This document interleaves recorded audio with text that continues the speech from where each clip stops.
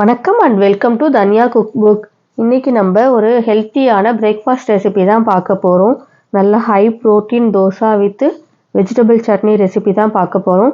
தோசை நல்லா மொறுமொறுன்னு இருக்கும். அடை தோசை பிடிக்காத பிள்ளைங்க கூட இந்த ப்ரோட்டீன் தோசை விரும்பி சாப்பிடுவாங்க. இந்த மாதிரி செய்து கொடுத்தா கட்டாயம் விரும்பி சாப்பிடுவாங்க. வாங்க எப்படி செய்யலான்னு பார்க்கலாம்.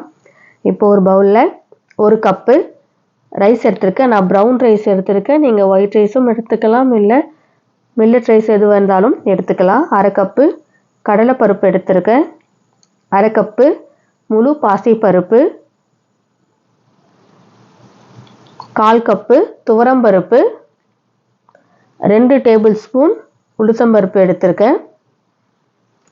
1/4 கப்பு வேர்க்கடலை எடுத்திருக்கேன். இப்போ இதெல்லாம் ஒரு பாத்திரத்தில் சேர்த்து நல்லா 2 தடவை தண்ணி ஊற்றி நல்லா அலசி எடுத்துக்கலாம். நல்லா வாஷ் பண்ணி எடுத்துட்டு அதுக்கப்புறம் நல்லா பாத்திரம் ஃபுல்லாக தண்ணி ஊற்றி முழுகிற அளவுக்கு தண்ணி ஊற்றி 5 to 6 மணி நேரம் இந்த பருப்பெல்லாம் இப்போ நல்லா ஊறட்டும். 6 மணி நேரம் ஊறினதுக்கப்புறம் இப்போ இந்த பருப்பெல்லாம் ஒரு மிக்ஸி ஜாரில் சேர்த்துக்கிறேன். மிக்ஸி ஜாரில் சேர்த்துட்டு ஒரு மீடியம் சைஸ் வெங்காயம், கட் பண்ண வெங்காயம் சேர்த்துட்டு 2 பச்சை மிளகாய் சேர்த்துக்கிறேன் காரத்துக்கு. ஒரு சின்ன துண்டு இஞ்சி, கருவேப்பிலை கொஞ்சம் சேர்த்து 1 ஸ்பூன் மிளகு, 1 ஸ்பூன் சீரகம் சேர்த்துக்கிறேன். சேர்த்துட்டு கொஞ்சமாக தண்ணி சேர்த்து நல்லா நைஸாக தோசை மாவு பதத்துக்கு 2 தடவையாக போட்டு அரைச்சி எடுத்துக்கிறேன். நல்லா கொஞ்சம் கொஞ்சமாக போட்டு நல்லா நைஸாக அரைச்சி எடுத்துக்கிட்டு தேவையான உப்பு சேர்த்து தண்ணி ஊற்றி நல்லா கலந்து வச்சுக்கிறேன். நல்லா தோசை மாவு பதத்துக்கு ரொம்ப கெட்டியாகவும் இல்லாமல் ரொம்பவும் தண்ணியாக இல்லாமல் இந்த பதத்துக்கு கலந்து வச்சாச்சு. இப்போ இது ஒரு அரை மணி நேரம் ஊறட்டும். இப்போ நம்ம சட்னி ரெடி பண்ணிடலாம். அதுக்கு ஒரு பேனில் 2 ஸ்பூன் நல்லெண்ணெய் சேர்த்து 1 ஸ்பூன் கடலைப்பருப்பு, 1 ஸ்பூன் உளுத்தம்பருப்பு சேர்த்துருக்கேன். ஒரு 8 வரமிளகாய் சேர்த்துருக்கேன். நீங்கள் உங்கள் காரத்துக்கு தகுந்தாப்பில் வரமிளகாய் சேர்த்துக்கலாம். மிளகாய் சேர்த்து 2 தடவை கிண்டி விட்டுட்டு ஒரு பெரிய வெங்காயம் ஸ்லைஸாக கட் பண்ணியிருக்கேன், அதை சேர்த்து வதக்கிக்கலாம். வெங்காயம் லைட்டாக வதங்கினதும் ஒரு 10 பல்லு பூண்டு, 1 கப்பு கேரட் சேர்த்துருக்கேன், கட் பண்ணி வச்சுருக்க கேரட், ஒரு 1/4 கப்பு தேங்காய், கட் பண்ணி வச்சுருக்க தேங்காய் சேர்த்து வதக்கிக்கலாம். கேரட் கூட நம்ம வேறு காய்களும் சேர்க்கலாம். வெஜிடபிள் சட்னி நல்லாயிருக்கும்.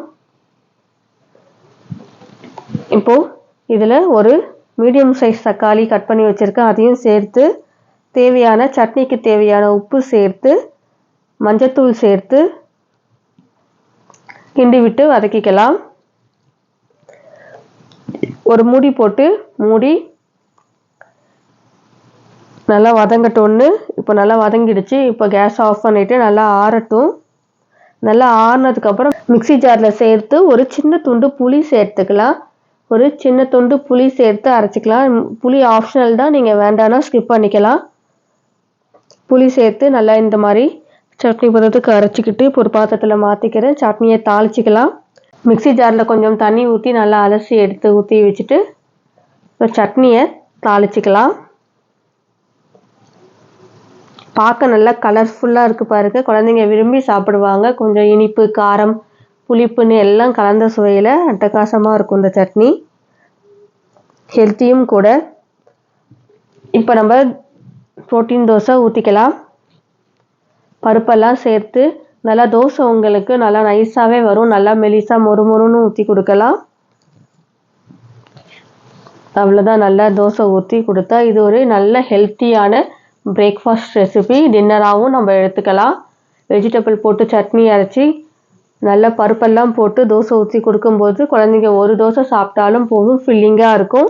ஹெல்த்தியான ரெசிபி. வெயிட் லாஸில் இருக்கவங்க கண்டிப்பாக இந்த தோசையை ட்ரை பண்ணி பாருங்கள். கட்டாயம் பிடிக்கும். உங்களுக்கு வெயிட் லாஸும் நல்லாவே இருக்கும். வேறு ஒரு ரெசிபியில் பார்க்கலாம். நம்ம சேனலை மறக்காமல் சப்ஸ்கிரைப் பண்ணிக்கோங்க.